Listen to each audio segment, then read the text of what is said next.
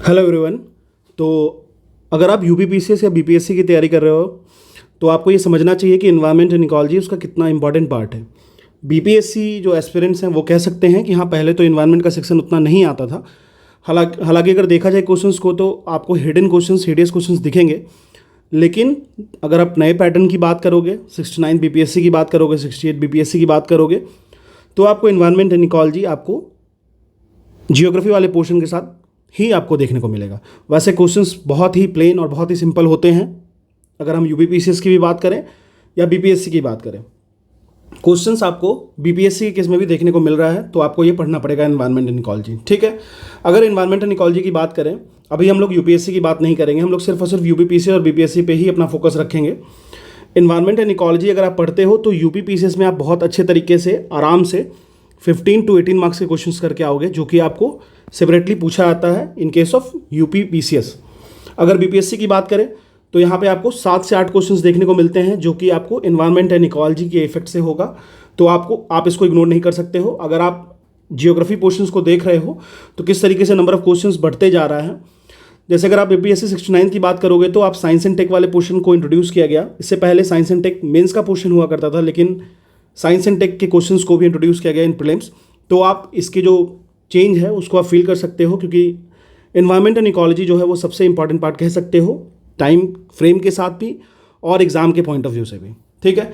तो environment and ecology की बात करें तो यूपीपीसीएस और बीपीएससी ओरिएंटेशन में आपको किस तरीके से इसको प्रोसीड करना चाहिए, ताकि आप कम से कम समय में इसको मैक्सिमम आउटपुट की बात कर लो। हमेशा याद रखना, कॉस्ट बेनिफिट पे ध्यान देना। जहाँ पे क्वेश्चंस अच्छे बन रहे हैं उसको अच्छे से रीड कर लेना। अगर इन्वायरमेंट एंड इकोलॉजी की बात करें तो आप आराम से इसको 3 से 4 दिन में कंप्लीट वाइंड अप कर सकते हो, और साथ में क्वेश्चंस भी 1 से 2 दिन में पूरी की पूरी क्वेश्चंस को प्रैक्टिस कर सकते हो। That will be sufficient for exam like UPPCS and BPSC. सबसे पहले हम समझते हैं नेचर ऑफ द एग्जाम।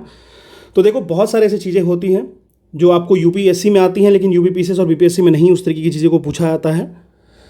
तो आपको समझना होगा कि हमें किस तरीके से इन चीज़ों को डिफ्रेंशिएट करना है। ठीक है।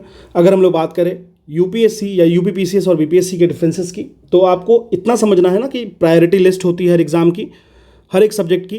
तो अगर हम इन दोनों एग्ज़ाम की बात करें तो इन्वायरमेंट से कुछ टॉपिक्स होते हैं जो काफ़ी ज़्यादा प्रोमिनेंट हो जाते हैं। जैसे इन्वायरमेंटल पॉल्यूशन की बात कर लेते हैं। अगर इन्वायरमेंटल पॉल्यूशन की बात करेंगे तो आपको green house gases, ozone depletion and climate change. देखो, अभी ऐसा क्या हो रहा है ना कि काफ़ी ज़्यादा न्यूज़ में रह रहा है। काफ़ी ज़्यादा न्यूज़ में रहने का मतलब यही है, आए दिन आप सुनते आ रहे होगे। अभी हीट वेव की बात चल रही थी, दिल्ली में टेम्परेचर अगर 50 डिग्री सेल्सियस तक टच कर रहा था, तो उसकी जो मेन फ्रंट पे जो वो रीज़न बता रहे हैं वो क्लाइमेट चेंज को बहुत ही ज़्यादा शेयर दे रहे हैं। तो आपको समझना होगा कि अगर आपके न्यूज़ में, द हिंदू में या फिर इंडियन एक्सप्रेस में अगर हर दिन कुछ ना कुछ article related to environment and ecology आ रहा है, तो वो आपके एग्ज़ाम के पॉइंट ऑफ व्यू से बहुत इंपॉर्टेंट है। ठीक है, ये आपको समझ में आना चाहिए। जैसे अभी न्यूज़ में स्पेशल स्टेटस फॉर बिहार बहुत ज़्यादा चल रहा है। तो अगर आप बीपीएससी दे रहे हो और अगर आप स्पेशल स्टेटस फॉर बिहार को नहीं पढ़ के जा रहे हो, तो ये आपके लिए बहुत ही पॉइजनस होगा।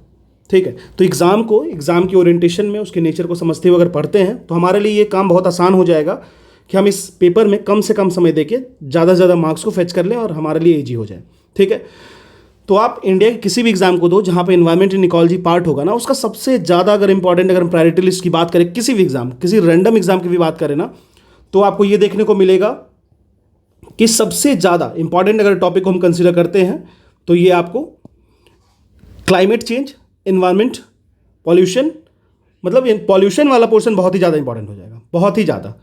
पॉल्यूशन आपको एयर पॉल्यूशन की बात हो जाएगी, वाटर पॉल्यूशन की बात हो जाएगी, नॉइज पॉल्यूशन की बात हो जाएगी। जैसे कि एक न्यूज़ में था, जैसे ग्रीन मफलर कंसेप्ट। ठीक है। ग्रीन मफलर अगर आप सुनोगे तो आपको इतना समझ में आना चाहिए, काफ़ी यूनिक आइडिया था। इसमें यही सिंपल सा आइडिया ये है कि जो रोड्स होते हैं, अर्बन रोड्स, उसके साइड के मतलब कोने पे या फिर साइड के एजेज पे आप आराम से ग्रीन ट्रीज़ लगाओ। वैसे ट्रीज़ लगाओ जिनकी वॉल्यूमस हो, थोड़ी वॉल्यूमस कहने का मतलब उनमें लीव्स अच्छी खासी हो, जो कि वहाँ से जो नॉइज पॉल्यूशन रिसीव हो रहे हैं आसपास के लोकेलिटीज़ में, उसको वो एब्जॉर्ब कर ले। ठीक है। तो इससे क्या होगा, नॉइज़ कम होगा। नॉइज़ कम होगा तो क्या होगा, डेसिबल साउंड्स कम पहुंचेंगे, लोगों को नॉइज पॉल्यूशन के इफेक्ट से कम झेलना पड़ेगा। ठीक है। आप जैसे बहुत जगह ऐसे देखते होगे, अगर शहर में रह रहे हो तो नॉइज़ पॉल्यूशन का तो बहुत ही मेजर फैक्टर है। तो आप ऐसा हो जाता है कि आपको स्टूडियो अपार्टमेंट बनवाना पड़ता है या फिर ऐसे वॉल्स क्रिएट करने पड़ते हैं जो कि नॉइज़ को एब्जॉर्ब कर ले, ठीक है। तो ग्रीन मफलर कंसेप्ट इसलिए ही लाया गया था। तो देखो एग्जाम को इस ओरिएंटेशन से पढ़ोगे, करंट अफेयर से अटैच करके पढ़ोगे तो काफ़ी आसान हो जाता है। तो आपका जो पहला प्रायर टॉपिक होगा वो तो सबसे पहले आपको ध्यान रखना है कि इन्वायरमेंटल पॉल्यूशन को सब एनी हाउ जैसे भी अच्छे तरीके से करना है। फिर कुछ इन्वायरमेंट के बेसिक टर्म्स होते हैं, जैसे इकोलॉजिकल नीच हो गया, इकोटोन्स हो गया, बायोलॉजिकल ऑक्सीजन डिमांड हो गया, केमिकल ऑक्सीजन डिमांड हो गया, ये सब आपको वाटर पॉल्यूशन में देखने को मिलेगा। कार्बन फुटप्रिंट्स हो गया, बहुत सारी चीज़ें हैं ऐसी, एन नंबर ऑफ टर्म्स हैं, लेकिन आपको बेसिक अंडरस्टैंडिंग होनी चाहिए। पिरामिडल हो गया, फिर आपको किस तरीके से मास का वेट होता है, फिर इन्वायरमेंटल एक्ट्स एंड प्रोजेक्ट्स पढ़ना होगा। हिस्टोरिकल बैकग्राउंड में भी जाके आपको समझना होगा कि हिस्ट्री में जो पास्ट में आए हैं चीज़ें, वो वैसी चीज़ें जो काफ़ी इंपॉर्टेंट है, वो भी आपको पढ़ना होगा। Ecosystem and biodiversity, then forest report and tiger census. देखो फॉरेस्ट रिपोर्ट की बात करोगे तो यहाँ पे दो फ्रेगमेंटेशन होती है, एक तो इंडियन स्टेट फॉरेस्ट रिपोर्ट आती है जो कि बाइनियल रिपोर्ट है। तो फॉरेस्ट रिपोर्ट को आप सबसे पहले करोगे सेंटर वाली, मतलब इंडियन वाली, एंड देन अगर आप यूपीपीसीएस की कर रहे हो तो उत्तर प्रदेश फॉरेस्ट रिपोर्ट को करोगे, अगर आप बीपीएससी कर रहे हो तो बिहार स्टेट फॉरेस्ट रिपोर्ट करोगे, ठीक है। इसी तरीके से टाइगर सेंसस आता है, ठीक है। आप अगर यूपी से हो तो बताना टाइगर सेंसस कब आया था आपके यहाँ, और बिहार से हो तो बताओ बिहार में कितने टाइगर्स हैं as of now, as per the tiger census जो रिसेंट वाला हुआ है उसमें। Same question goes with UPPCS aspirants, ठीक है। अब देखो अगर हम लोग बात करेंगे सस्टेनेबल डेवलपमेंट गोल्स, इस पर एक वीडियोज़ मैंने डाला था बहुत पहले, तो जो जितने भी गोल्स हैं आप मुझे कमेंट सेक्शन में बताना, how many number of goals in SDGs. फिर समिट्स पढ़ना है, फिर कन्फ्रेंसेस, कन्वेंशंस, प्रोटोकॉल्स, ठीक है। जैसे वियना कन्वेंशन हो गया, ठीक है। जैसे सीएफसी फेज आउट करने की बात चल रही थी, 100% कार्बन न्यूट्रलिटी की बात चल रही थी, तो इन चीज़ों को आपको फोकस करना है। कुछ देखो अब क्या है ना, स्टेट पीसीएस में डेज एंड थीम्स ओरिएंटेशन से काफ़ी क्वेश्चन पूछता है, खासकर यूपी पीसीएस के जो एस्पिरेंट्स हैं उनके लिए तो पता ही होगा उनको कि एक सीट बनानी पड़ती है, डेज एंड थीम्स को याद करना पड़ता है। डेज एंड थीम्स जो होता है उसमें भी एनवायरनमेंट की डेज एंड थीम्स होती है वो काफ़ी ज़्यादा इंपॉर्टेंट हो जाती है। जैसे एनवायरनमेंट डे कब होता है, फिर टाइगर के लिए होता है, बहुत सारी चीज़ें होती हैं, ठीक है। इसी तरीके से अगर हम लोग मूव करें तो हर एग्ज़ाम का एक अपना ओरिएंटेशन होता है, एक नेचर होता है, उस नेचर को आप समझोगे और फिर उस ओरिएंटेशन में मूव करोगे। अगर डेज एंड थीम से क्वेश्चन यूपीपीसीएस में बनते हैं, हर बार बनते हैं, तो हर बार आपको पढ़ के जाना है, उसके लिए एक स्पेशल सीट आपको बना के रखनी है। इंडेंजर्ड स्पीसीज की बात कर ले तो देखो ये बीपीएससी के लिए बहुत ज़्यादा इंपॉर्टेंट टॉपिक नहीं बनता है, लेकिन आप यूपीपीसीएस में कभी कभी ऐसे क्वेश्चंस देखने को मिलता है, ठीक है। अब देखो एक तो आप और समझ लो, wildlife sanctuaries, national parks, Ramsar sites, ठीक है, बायोस्फीयर रिजर्व्स, ये सारे टॉपिक्स जो हैं वो बहुत ही ज़्यादा इंपॉर्टेंट हैं। यहाँ से आप 1 से 2 क्वेश्चंस आपको देखने को हर बार मिलेगा एग्जाम में, कहीं पे भी कोई भी एग्जाम प्रीलिम्स दे लो आपको ये क्वेश्चंस देखने को मिलेगा। तो wild life sanctuaries, national parks, Ramsar sites, biosphere reserves, खासकर वैसे पोर्शंस को याद करो जो रिसेंट अपडेटेड हैं, जो करंट अफेयर के न्यूज़ में रहे हैं, जहाँ पे कुछ ना कुछ इशूज़ हुआ जो हाल ही फिलहाल में किसी न्यूज़ में रहा है, ये तो उनको तो कंप्लीट अच्छे से पढ़ के जाओ। बाकी जो कोर स्टैटिक्स हैं जो हर बार पूछते हैं, कहीं ना कहीं से किसी न किसी वजह से वो काफ़ी प्रोमिनेंसी रखते हैं, तो उनको जरूर देख के जाओ, ठीक है। और करंट अफेयर के ओरिएंटेशन में हमेशा मूव करो, ज़्यादा फायदा होगा, ठीक है। तो ये हो गया आपका एनवायरमेंट एंड इकोलॉजी का segment for considering the fact of UPPCS and BPSC. मैंने आपको बताया एनवायरमेंट पॉल्यूशन टर्म जो होगा क्लाइमेट चेंज वाला, उसको आप 100% सबसे पहले करोगे अब जब एनवायरमेंट करते हो तो। फिर basic terms environment and ecology की need, ecotones, ecosystem, BOD, COD, carbon footprints, बहुत सारी चीज़ें होती हैं, ग्रीन बिल्डिंग, ठीक है। चलिए अब हम लोग ना एक बार बेसिक रिव्यू कर लेते हैं एनवायरमेंटल से टॉपिक से रिलेटेड होंगे, बेसिक जो आपको थोड़ा बहुत ध्यान रखना पड़ेगा। जैसे अगर हम लोग इकोलॉजी की बात कर लें तो इन्वायरमेंट वर्सेस इकोसिस्टम के बीच के डिफरेंसेस को पूछा जाएगा। फिर बायोटिक वर्सेस एबायोटिक की कंसेप्ट के बीच में आपको थोड़ा सा दिमाग में रखना होगा कि हाँ चीज़ें क्या है, डिफरेंसेस इंडिविजुअल, पॉपुलेशन, कम्युनिटी के बीच में। देखो जो टॉपिक्स मैं बोल रहा हूँ ना उसको आप एकदम कोशिश करना कि इन टॉपिक्स पे एक नज़र दे के ही जाना एग्जाम देने, ठीक है। इकोसिस्टम और उसके कॉम्पोनेंट्स, ऑटोट्रॉप्स, हेटरोट्रॉप्स, या फिर एनिमल मोड ऑफ न्यूट्रिशन को देख लेना। Primary, secondary and tertiary consumers को समझ लेना। डिकम्पोजर्स, सैप्रोफिटिक्स, ऑस्मोट्रॉप्स, या फिर बहुत सारे एग्जाम्पल्स होते हैं उनको समझ लेना, ठीक है। फिर बहुत सारा रिलेशन होता है, सिम्बायोटिक रिलेशन, कमेंसलिज्म, ये सब चीज़ें समझ लेना। Ecotone, need, habitat, edge effect तो बहुत ही सुंदर इफेक्ट है, आपको पता होगा, ठीक है। अगर हम लोग फंक्शनल इक्वालिटी की बात करें फॉर इकोसिस्टम तो एनर्जी फ्लो, फूड चेन और उसके example, food web, ecological pyramids of number, biomass, energy productivity, और आपको पता होगा इन्वर्टेड और अपराइट जो जो पिरामिडल शेप बनता है वो क्यों बनता है, कैसे बनता है, कहाँ कहाँ बनता है, ठीक है। फिर इसी तरीके से biotic interactions, competition and predation, commensalism, parasitism, mutualism, amensalism, ठीक है। ये सारे टॉपिक्स मैं बता रहा हूँ, अगर हो पाए तो लिख लेना कहीं पे, बहुत इंपॉर्टेंट होता है।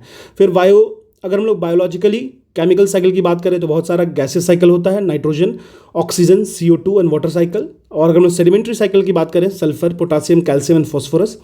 इकोलॉजिकल सक्सेशन भी देख सकते हो, primary and secondary succession, autogenic and allogenic succession, serial community. ये सारे टॉपिक जो मैंने आपको ऑलरेडी मेंशन कर दी, आप इसको तो करना ही। अभी जो बता रहा हूँ मैं, वो सारी चीज़ों की आपकी बेसिक समझ होनी चाहिए, ठीक है। इसी तरीके से अगर हम लोग बात करें, एक्वेटिक इकोसिस्टम पढ़ना होगा, जिसमें आपको यूट्रोफिकेशन और अलगल ब्लूम्स पढ़ना होगा, wetlands, marshlands, mangroves, estuaries, coral reefs, sea grass, seaweeds. देखो सी ग्रास आपको पता होगा, डुगोंग जो होते हैं जिनको सीकाऊ कहते हैं, वो आपको तमिलनाडु के आसपास में बहुत ज़्यादा मिलते हैं कोस्टल में, तो वो उसको फीड कर मतलब खुद खाते हैं वो, ठीक है ना। और एक डुगोंग की सेंचुरी भी बनी थी, बताना मुझे कहाँ पे बनी थी। इन्वायरमेंटल पॉल्यूशन की बात कर लें, radioactive waste one of the most important, electronic waste second most important, bioremediation, acid rain. फिर रिन्यूएबल एनर्जी की बात कर लेंगे, बायोमास, फिर आपको waste to energy, geothermal energy, fuel cell, ये सब पढ़ना होगा। इन्वायरमेंटल इम्पैक्ट असेसमेंट एक बेसिक असेसमेंट होता है, इसमें कंपोनेंट्स बहुत सारे इन्वॉल्व होते हैं, जैसे स्क्रीनिंग हो गया, स्कोपिंग हो गया, बेस लाइन डाटा कलेक्शन हो गया, वो सब आपको देखना होगा। बायोडाइवर्सिटी की बात कर लेते हैं, तो बेसिक बायोडाइवर्सिटी डेफिनेशन और measurement of biodiversity, modes of conservation like in situ हो गया या एक्स सितु हो गया, ठीक है। रेड डाटा बुक बहुत नाम सुनते होंगे, रेड डाटा बुक पढ़ना है, ठीक है, तो ध्यान रखना रेड डाटा बुक्स भी आपको देखने को मिल सकता है, क्लियर है। उसी के साथ साथ अगर हम लोग बात करेंगे क्रिटिकली इंडेंजर्ड एंड वल्नरेबल और थ्रेटन क्राइटेरिया, देखो इसको ना बहुत ज़्यादा रटने की जरूरत नहीं है, क्योंकि इस पे क्वेश्चन बहुत ज़्यादा बनते नहीं हैं। स्टेट पीसेस की बात कर रहे हैं, बट हाँ आपको पता होना चाहिए बेसिक चीज़ें कि आपके स्टेट में जो है वो कौन सी ऐसी चीज़ें हैं जो बहुत ही ज़्यादा इंपॉर्टेंट रखती हैं, एक्सटिंक्ट पे हैं, थ्रेटेंड हैं, ठीक है, ये समझ में आना चाहिए, क्लियर है। उसके बाद अगर हम लोग बात करें, प्लांट डाइवर्सिटी देख लेना, ठीक है। और प्रोटेक्टेड एरिया नेटवर्क्स के बारे में थोड़ा बहुत समझ सकते हो, जैसे wild life sanctuaries, national park, conservation reserve, community reserve, sacred groups, mangrove sites in India. फिर एक मैप प्रोग्राम होता है, आप मुझे बताना मैप प्रोग्राम किस चीज़ से रिलेटेड है और किस चीज़ के लिए यूज़ करते हैं। बायोस्फीयर रिजर्व हो गया, रामसर साइट हो गया, और बायोस्फीयर रिजर्व इन यूनेस्को, ठीक है ना, यूनेस्को की लिस्ट में जो है वो भी। और फिर बायोडाइवर्सिटी हॉटस्पॉट्स की क्राइटेरिया क्या होती है, क्लाइमेट चेंज पे आपको काफ़ी ग्रिप बनाना होगा, जैसे ग्रीन हाउस गैसेस हो गया, साथ साथ में ही आपको उनकी सोर्सेस और इफेक्ट, ठीक है।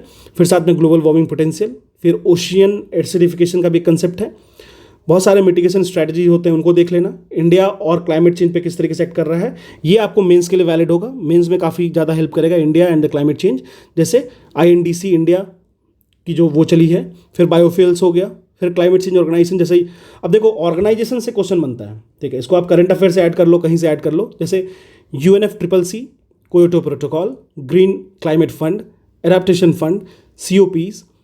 फिर इसके साथ आपको बहुत सारे डायलॉग्स होते हैं, टालानोवा डायलॉग्स हुए, फिर रेड एंड रेड प्लस हुआ, फिर आपको क्लाइमेट स्मार्ट एग्रीकल्चर हुआ, फिर IPCC हुआ, इकोलॉजिकल फुटप्रिंट हुआ, स्ट्रैटेजिक क्लाइमेट फंड हुआ, क्लीन टेक्नोलॉजी फंड हुआ, फॉरेस्ट कार्बन पार्टनरशिप फैसिलिटी हुआ, ग्रीन क्लाइमेट फंड हुआ। ये बहुत ज़्यादा पढ़ने की जरूरत नहीं है, लेकिन हाँ UNFCCC, Kyoto protocol, Vienna convention, ये सब पता होना चाहिए आपको, बिल्कुल होना चाहिए। Even though you are preparing for UPSC and BPSC, आपको पता होना चाहिए, ठीक है।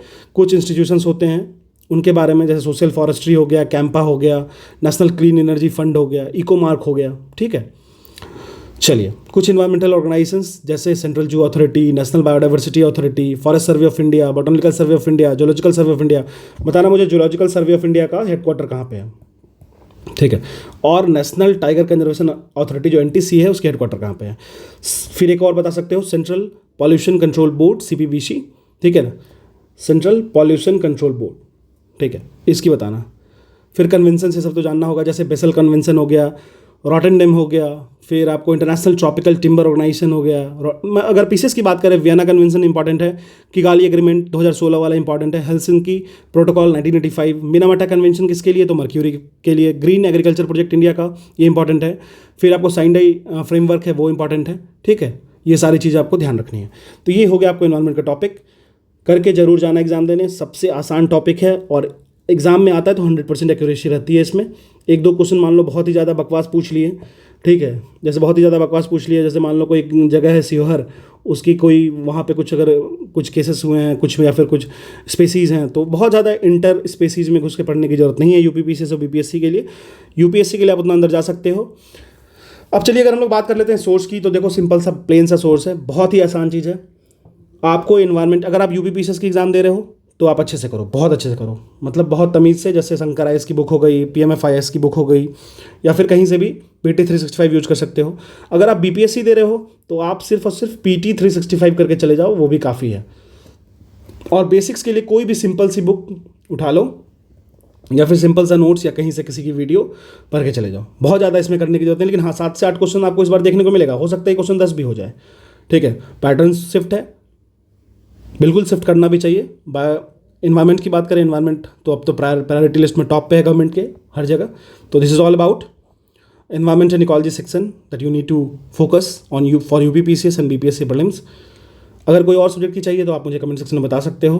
बहुत से मैसेज आ रहे हैं कि आप घटना चक्र की वीडियोस क्यों नहीं करा रहे हो। देखो यार, एफर्ट बहुत ज़्यादा लगता है उसमें, बहुत ही ज़्यादा, बट वैसा रिस्पांस नहीं होता। इवन बच्चे देख के जाते हैं, एस्पिरेंट्स देख के जाते हैं, बट ना उसको रिस्पांस नहीं देते हैं उसमें। इवन देखते हैं, विजिटर्स हैं, लेकिन उसको वो नहीं करते। अब देखो यार, ये रील्स बनाने की तो बात है नहीं, 1 मिनट में रील्स बनती है ना, तो मैं उतना ज़्यादा एफर्ट लगाऊँ और फिर उसका रिस्पांस सही नहीं रहता तो फिर मन नहीं करता, क्योंकि उसमें बहुत ज़्यादा एफर्ट लगता है। अब आप खुद सोचो, 18 आवर्स में इंडियन ज्योग्राफी मैंने बनाया, 18 आवर्स कंटिन्यूस, मतलब कंटिन्यूस तो नहीं, उसको ब्रेक करके बनाया था बहुत टाइम में, लेकिन फिर भी एफर्ट तो बहुत ज़्यादा लगता है ना। तो फिर C/B मैं हमेशा इस बात पे फोकस करता हूँ, कॉस्ट बेनिफिट नहीं है फिर फ़ायदा नहीं है, ठीक है। वैसे बायो की बहुत ज़्यादा डिमांड है, मैं बायो बना दूंगा, लेकिन अभी मैं कुछ प्रॉमिस नहीं कर सकता। Thank you.